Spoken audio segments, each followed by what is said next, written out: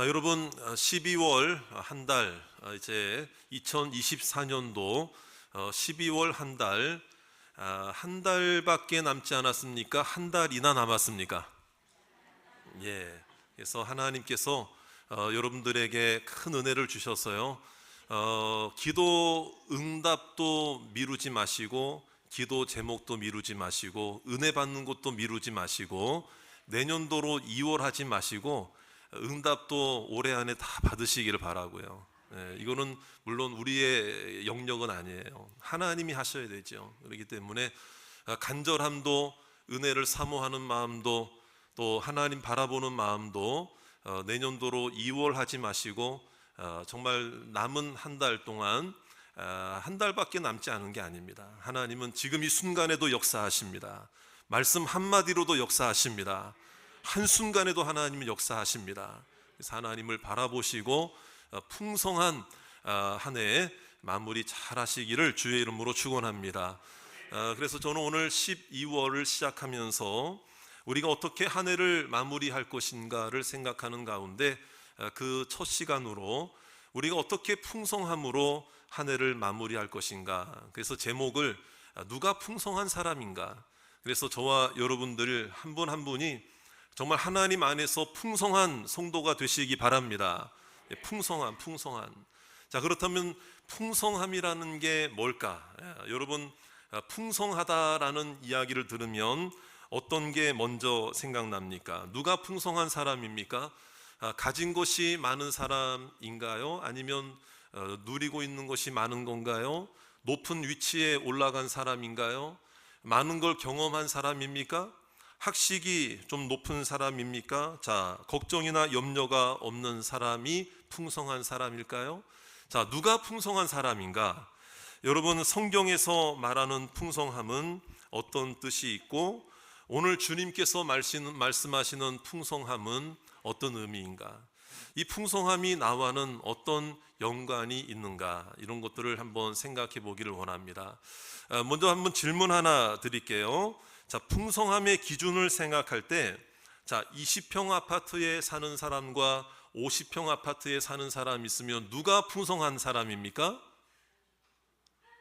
대답을 다 주저주저 하시는 것 같아요. 괜히 속 보일까봐, 여러분. 그리고 이런 질문은 좀 보통 보면은 의도를 가지고 질문을 하기 때문에 함정에 걸려들면 안 돼, 뭐 이런 마음으로 주저주저 하시는데요. 그냥 솔직하게 있는 그대로 생각해 보세요. 월급 200만 원 받는 사람이 풍성할까요? 500만 원 받는 사람이 풍성할까요? 이제 솔직해지시네. 네. 네. 자, 그런데요, 이런 생각이 들어요. 제가 책을 한 권 읽는데 거기에 연관되는 내용이 있어서 제가 한번 소개해 드리는데요. 이 한국 사람들이 생각하는 중산층의 기준이 뭐냐? 그거를 이제 그 책에서 제시를 하는데, 이게 뭐 어떨 때 조사를 했느냐, 어떤 시기에 했느냐에 따라서 좀 약간 기준이 다를 수 있는데, 그냥 그 책에 있는 내용 그대로예요. 아파트 30평 이상을 부채 없이 소유한 사람. 벌써 고개를 다 끄덕끄덕거리시는 것 같아. 월급이 500만 원 이상 되는 사람. 약간 시기마다 좀 다를 수 있겠죠. 어쨌든, 그리고 좀 급이 있는 자동차를 소유한 사람. 자, 1억 원 이상의 현금 예금이 되어 있는 사람. 자, 그 다음에요, 1년에 한 번 이상 해외 여행을 갈 수 있는 사람. 뭐 이 정도면 우리나라에서 중산층이다.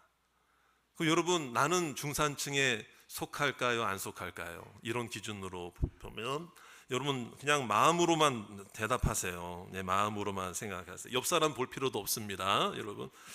그런데 우리보다 그래도 조금 앞서서 선진국 반열에 오르고, 쉽게 말해서 서구 사회라고 일컫는 그런 나라들에서는, 그렇다면 이 중산층의 기준을 뭐라고 하는가? 그러니까 미국이나 프랑스, 물론 그런 나라들이 절대 기준은 될 수는 없어요, 물론. 그리고 무엇이 옳고 그르다는 걸 제가 말씀드리려고 한 건 아닌데요. 그 책에는 뭐라고 되어 있느냐, 이제 그렇다면 미국이나 다른 서구 사회에서는 뭐가 중산층의 기준이냐, 여러분 한번 생각해 보세요. 자, 그건 뭐냐면요, 자신의 주장에 떳떳하고 사회적 약자를 도울 줄 알고 부정과 불법에 저항하고 정기적으로 받아보는 사회, 시사, 독서와 잡지가 있는 사람이 중산층이라는 거예요. 자, 그리고 외국어를 하나 이상 할 줄 아는 사람, 스포츠 한 개 이상은 즐길 수 있는 사람, 악기를 다룰 수 있는 사람, 남들과 다른 맛의 요리를 하나 이상 만들 줄 아는 사람, 약자를 돕고 봉사활동을 꾸준히 하는 사람이 중산층이라는 거예요. 여러분, 우리나라의 기준과 그런 서구 사회의 중산층을 기준하는 그 기준이 여러분 같습니까? 다릅니까? 분위기가 다르죠. 그러니까 우리나라는 경제적인 기준으로서의 중산층을 이야기를 한다면 그 기준이 경제적 안정이라는 거예요. 그런데 반면에 그러한 서구 사회는 경제적 어떤 자유, 경제적 안정보다는 정서적 자유, 정서적 안정감을 더 부각시킨다는 게, 제가 이제 이 글을 보면서 이게 좀 다르구나라는 생각이 들어요. 그런데 오늘 이 말씀과 관련해서 이 풍성함이라는 걸 생각하게 될 때에 과연 우리가 그렇다면 신앙인이고 하나님의 자녀들인데 영적인 중산층, 영적인 풍성함은 과연 뭐가 기준이어야 할까? 이런 생각을 해봐요. 자, 그런데 우리가 하나님의 자녀라고 하면서도 우리가 이 풍성함이라고 하는 것을 생각할 때 오로지 모든 걸 다 경제적 기준으로만 생각한다면, 내가 뭘 누리고 있지? 올 한 해 살아가면서 어떤 기도 제목이 이루어졌지? 내가 얼마나 더 높아졌지? 얼마나 더 응답되었지? 내가 얼마나 더 내 생활이 개선되었지라는 것으로 나의 풍성함을 기준점으로 생각한다면 뭔가 이게 내가 놓치고 있는 부분이 있을 수 있다라는 거죠. 이제 과연 주님이 말씀하시는 풍성함, 성경에서 말하고 있는 풍성함은 무엇인가? 여러분, 저는 오늘 목사로서 오늘 이 12월 첫 주 예배를 드리는 모든 성도님들이 그냥 중산층, 그냥 풍성한 사람이 아니라 영적인 중산층이 되시고 영적인 풍성한 사람이 되시기를 주의 이름으로 축원합니다. 그러다 보면 내 삶에 있어서 환경과 여건 또한 하나님 안에서 필요를 따라 하나님이 공급해 주실 줄로 믿습니다. 그러니까 우리는 문제는 무엇인가? 여러분, 경제적인 것도 정서적인 것도 우리는 초월해서 우리가 정말 주님이 말씀하시는 이 풍성함이 무엇인가? 그러려면요, 먼저 10절 말씀을 읽어야 됩니다. 우리 10절 말씀을 다 같이 예수님이 어떤 말씀을 하셨느냐, 예수님이 어떤 풍성함을 이야기하셨느냐를 읽어야 되겠죠. 자, 우리 10절 말씀을 다 같이 한번 읽겠습니다. 시작. 도둑이 오는 것은 도둑질하고 죽이고 멸망시키려는 것뿐이요, 내가 온 것은 양으로 생명을 얻게 하고 더 풍성히 얻게 하려는 것이라. 할렐루야. 그럼 예수님이 말씀하신 이 풍성함이라고 하는 것에 이 헬라어 성경의 원문은 어떤 의미가 있느냐면요, 충분하다라는 뜻이 있습니다. 그리고 만족하다라는 뜻이 있고 풍부하다라는 뜻이 있어요. 그러면 이것을 조금 더 의미를 확대시키면 풍성하기 때문에 다른 곳과 비교하지 않겠다는 것이고, 풍족하기 때문에 만족스럽기 때문에 다른 곳과 바꾸지 않겠다는 것이고, 이것으로 풍족하고 만족스럽게 나는 여기기 때문에 이것을 놓치지 않겠다라는 의미가 있습니다. 그것이 어떤 의미인가? 바로 그 풍성함이 결국에는 누구를 가리키는가 하면 예수 그리스도를 가리킨다는 것이죠. 그래서 오늘 예수님이 어떤 분이신지를 먼저 아는 것이 풍성함의 새로운 출발점이 된다는 것을 우리에게 가르쳐 주고 있는 것입니다.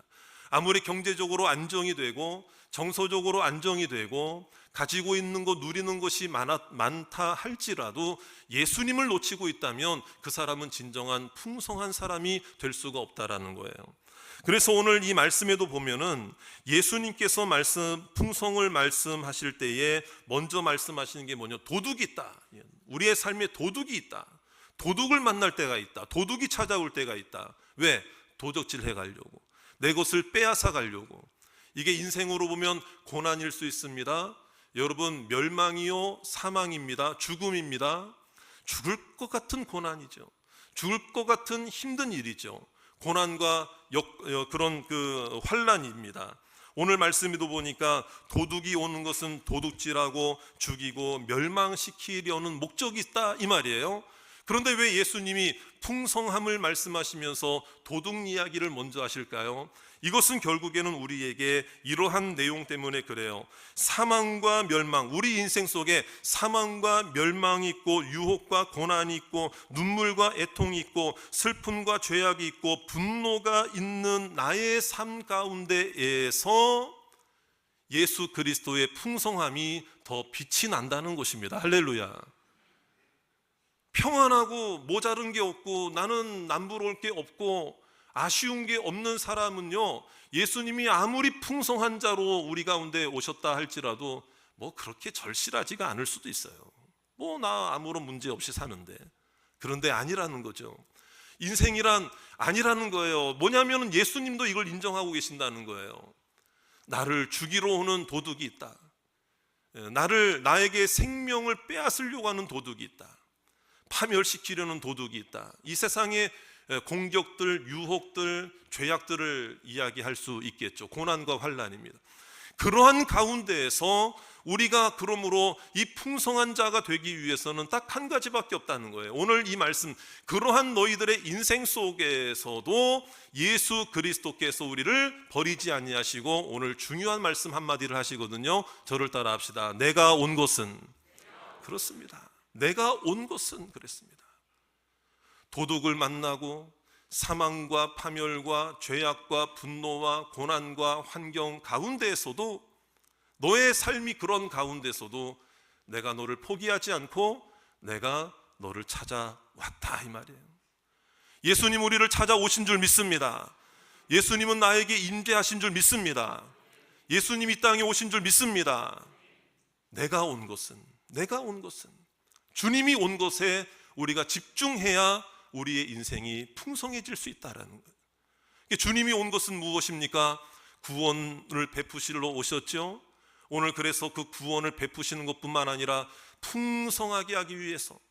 그럼 여러분, 주님이 오신 이유를 알아야 되고, 주님이 어떤 분인가를 나도 풍성하게 알아야만 내 삶도 풍성하게 될 수 있다라는 거예요. 그래서 오늘 저를 따라 하실까요?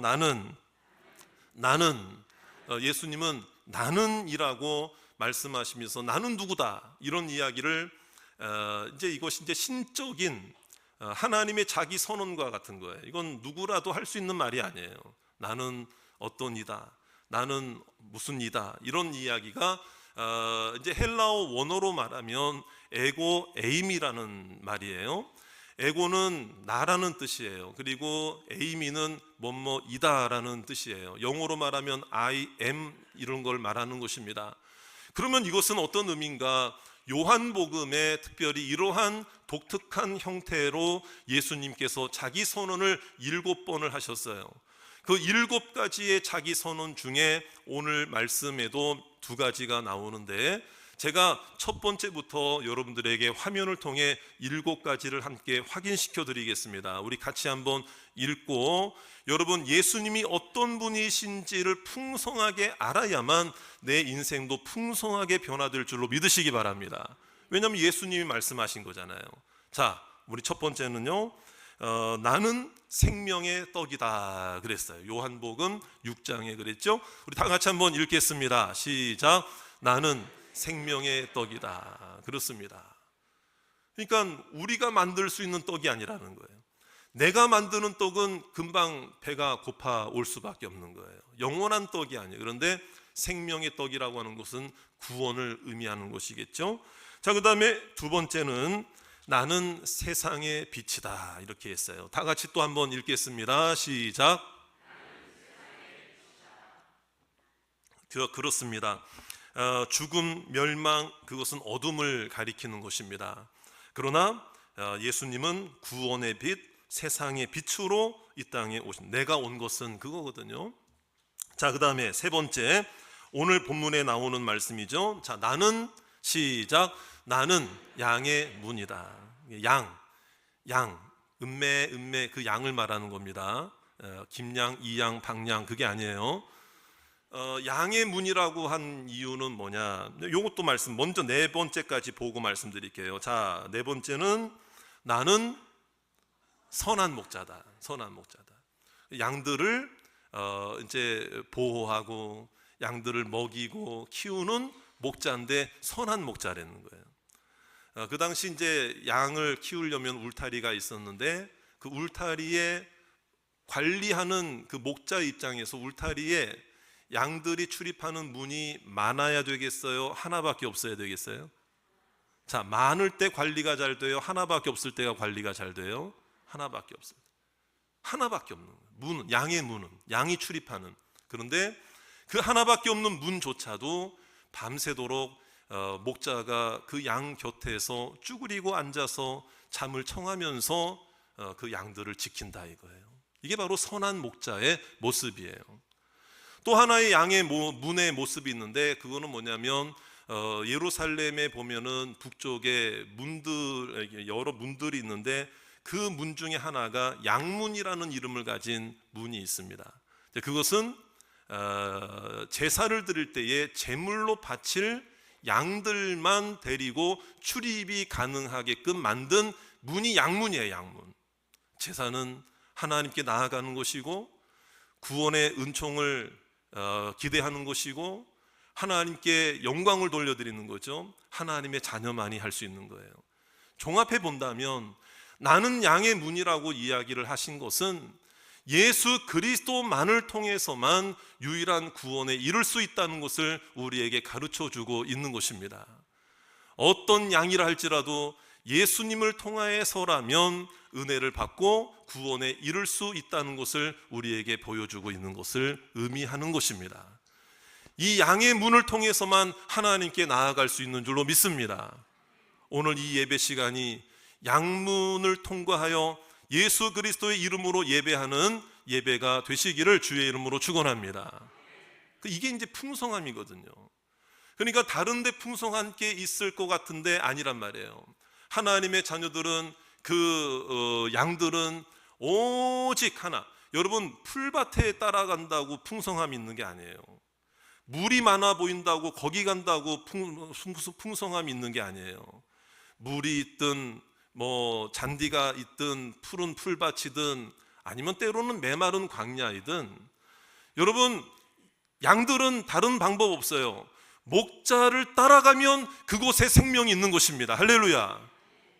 여러분 구약 성경에 구름 기둥 불 기둥으로 인도하신다고 그랬어요. 내가 아무리 오른쪽으로 가고 싶어도 구름 기둥이 왼쪽으로 가면 왼쪽으로 가야 됩니다. 내가 저기가 더 좋아 보인다고 구름 기둥은 왼쪽으로 가는데 나는 오른쪽으로 가겠다? 구름 기둥은 움직이는데 나는 여기 머물겠다? 그건 죽음입니다. 사망입니다. 바로 그러한 의미가 양의 문의 의미가 있다는 것입니다. 목자를 따라가야 풍성함이 임하게 될 줄로 믿습니다. 그래서 여러분 계속해서 본다면 다섯 번째는 예수님이 그랬죠. 나는 부활이요 생명이다. 우리 다 같이 한번 읽겠습니다. 나는 부활이요 생명이다. 자, 또 이런 얘기 하셨죠. 6절에 여섯 번째인데, 자, 나는 길이요 진리요 생명이다. 시작. 나는 길이요 진리요 생명. 공통점이 있어요. 우리 한글 성경에는 그냥 길, 진리, 생명이지만 헬라어 원문에 보면 정관사가 붙어 있습니다. 나는 그 길이요, 그 진리요, 그 생명이라고 말씀하신 이유가 있습니다. 그것은 정관사가 붙었다는 얘기는 유일하다는 뜻이에요. 하나밖에 없다는 뜻이에요. 예수 그리스도만이 유일한 구원의 길이고 진리이고 여러분 생명인 줄로 믿습니다. 이게 바로 우리에게 주시는 풍성한 내가 온 것은 그거죠. 자, 마지막으로 7번째는 이런 말씀하셨죠. 또 다 같이 한번 읽겠습니다. 시작. 나는 참 포도나무다. 포도나무는 주님께서 포도나무가 되시고 그 포도나무에 가지가 연결되어 있으면은 여러분 열매는 어떻게 해요? 억지로 맺습니까? 저절로 맺습니까? 저절로 맺어가는 거예요. 이게 바로 이제 풍성함에 대한 약속이죠. 오늘 이 예배 자리에 와 있는 모든 여러분들이 내 구주 예수 그리스도를 나의 구원자로 영접하셨다면 이미 우리는 우리의 경제적 수준이나 우리의 배움이나 우리의 환경과 상황에 상관없이 우리는 주님과 붙어 있는 사람입니다. 주님과 연결되어 있는 사람입니다. 그 어떤 환난과 고난 가운데서도 우리는 이미 풍성한 인생이 된 줄로 믿습니다. 저를 따라합시다. 내가 온 것은 그렇습니다. 그래서 여러분들이 진정한 풍성한 사람으로 한 해를 마무리하고 싶다면 이 우리에게 풍성을 주시고 풍성함을 허락하시고 구원을 베푸시기 위해 내가 온 것은 이라고 말씀하시며 이 땅 가운데 나를 찾아오신 예수님을 더 깊이 생각하고 묵상하고 가까이 하는 여러분 올 이번 12월 달이 되시기를 주의 이름으로 축원합니다. 여러분 오늘 우리의 마음속에 어떤 마음이 있어야 되는가? 한 목자라는 거. 예수님이 여러 목자 중에 하나가 아니라는 거예요. 16절에 있는 말씀도 한번 보세요. 16절에 있는 말씀. 자, 뭐라고 되어 있습니까? 여러분 또 이 우리에 들지 아니한 다른 양들이 내게 있어 내가 인도하여야 할 터이니 그들도 내 음성을 듣고 한 무리가 되어. 자, 어떤 목자에게? 한 목자. 여러 목자가 아니에요. 다른 목자가 아니에요. 한 목자 예수 그리스도를 통해서만 그 풍성함을 누릴 수 있게 되는 것입니다. 그렇기 때문에 주님께서는 우리에게 약속하셨죠. 9절 말씀인데요. 우리 9절 말씀은 다 같이 한번 읽겠습니다. 시작. 내가 문이니 누구든지 나로 말미암아 들어가면 구원을 받고 또는 들어가며 나오며 꼴을 얻으리라. 할렐루야. 할렐루야. 여러분 지금 오늘 우리의 상황이 정말 주님이 주시는 풍성함이 필요한 상황인 줄로 믿습니다. 세상이 주는 풍성함, 세상이 주는 평안, 세상이 주는 풍족함, 세상에서 얻을 수 있는 떡, 세상에서 얻을 수 있는 재산, 세상에서 얻을 수 있는 길들이 아니라 그냥 문이 아니라 여러분 예수님을 만나야 할 줄로 믿습니다. 여러분 나의 두려움, 나의 상처, 나의 역경 어려움들, 여러분 지금 고생 고난 환난이 마치 도둑처럼 내게 찾아와서, 여러분 도둑이라고 하는 것은요 예고하고 오는 게 아니잖아요. 어떤 경제적 한파, 어떤 내 삶의 한파, 여러분 이번에 폭설도 내렸는데 이 폭설도 마찬가지라는 거예요. 물론 눈이 온다고 하는 대략적인 그런 예보는 있었지만 막상 그런 많은 폭설이 내린 것을 눈으로 보면은 여러분 놀라울 수밖에 없는 거죠. 야, 이거 어떻게 살라는 얘기인가? 어떻게 오늘 이 눈길을 헤쳐갈 것인가? 여러분 마치 이러한 고난의 모습은 도둑처럼 우리를 빼앗으러 나에게 오는 것 같아요. 그렇지만 더 중요한 것은 그런 고난과 역경과 어려움들이 나에게 도둑처럼 예고 없이 찾아오면 올수록 우리의 풍성함은 결코 빼앗기지 않을 줄로 믿습니다. 오히려 예수 그리스도께서 나를 지켜주신다는 것이 분명하고 예수님을 통해서 우리는 풍성함을 누려야 할 것이기 때문에 오히려 이 고난과 역경을 통해서 더 주님 바라보고 은혜를 사모하며 주님을 문으로 삼고 주님 앞에 나온다면 그 사람은 그 어떤 환난과 고난으로도 여러분 빼앗기지 않는 풍성함을 하나님이 허락해 주실 줄로 믿습니다. 문제는 여러분 이것저것 다 괜찮다고 해서 간절함이 절실함이 약해진다면 그게 빈곤하게 만드는 거예요. 우리를 빈곤하게 만드는 거예요. 그러나 오히려 우리에게 있는 간절함, 절실함, 어떤 어려움들이 오히려 하나님을 향한 풍성함으로 사모하며 나아갈 수 있는, 여러분 그래서 성도는요 은혜 받아야 살 줄로 믿습니다. 육신도 그렇잖아요. 여러분 은혜라는 것은 양식과 같은 거예요. 여러분 우리가 어떤 일을 할 때에 배가 고픈 상태에서는 뭘 해도 이렇게 에너지가 나지 않을, 효율이 올라가지 않을 수도 있어요. 그래서 어떤 교회는요 이런 회의를 하잖아요. 회의를 할 때 꼭 반드시 밥 먹기 전에 회의 안 하고 밥 먹고 나서 한대요. 그래도 좀 뭔가 배가 좀 불러야. 배가 고프면요 짜증납니다. 배가 고프면 날카로워집니다. 배가 고프면은 예민해집니다. 그러니까 어떤 교회는 그렇게 한다는 거예요. 여러분들의 가정도 마찬가지예요.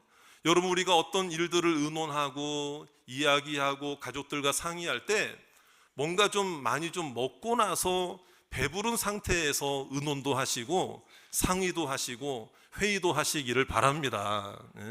그러나 이것은 제가 육적인 이야기만 하는 것이 아니고 영적인 원리도 마찬가지라는 거예요.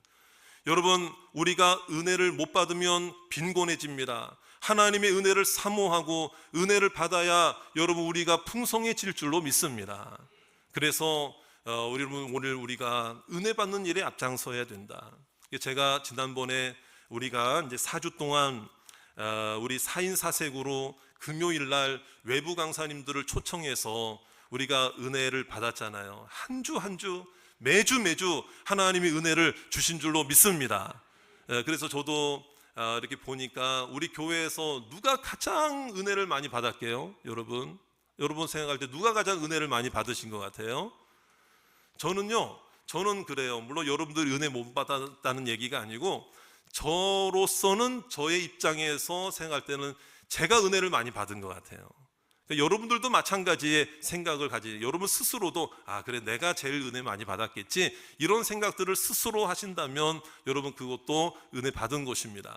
제가 맨 앞자리에 앉았거든요. 매주마다. 그래서 앉아서 강사님들 말씀 듣고 저도 은혜도 받고 감동도 하고 눈물도 나고 그랬거든요.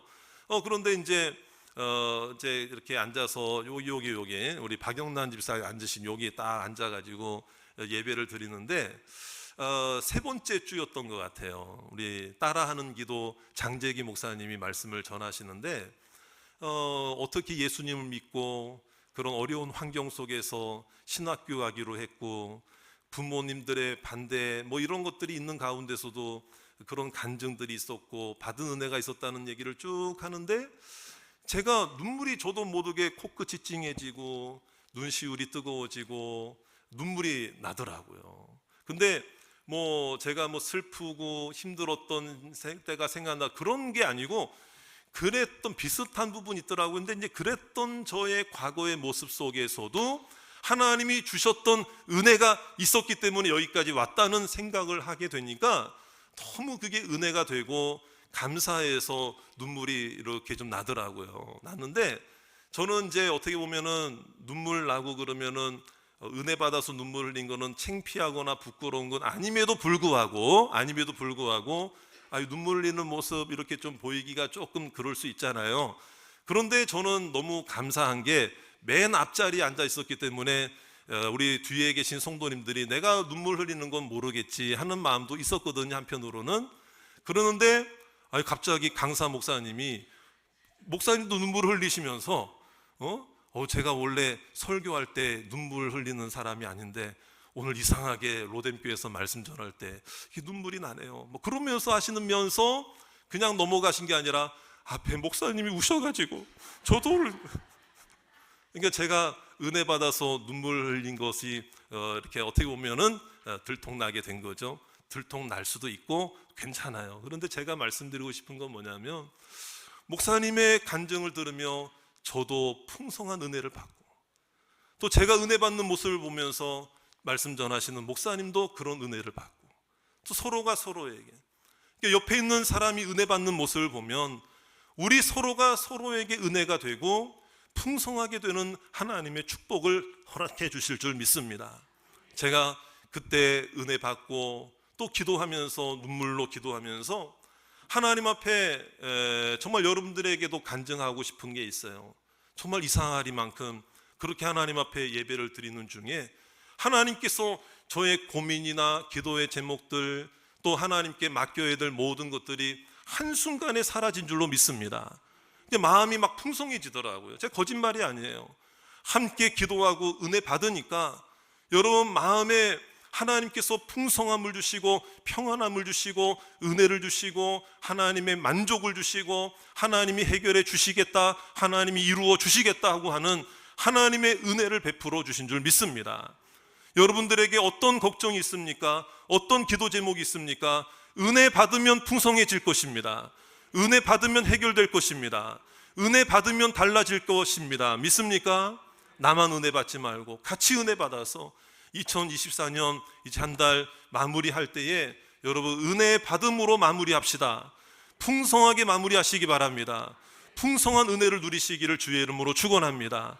다 맡기시기를 바랍니다. 다 맡기세요. 하나님 앞에. 그런 믿음으로 주님 바라보시고 승리하시는 저와 여러분들 다 되시기를 주의 이름으로 축원합니다.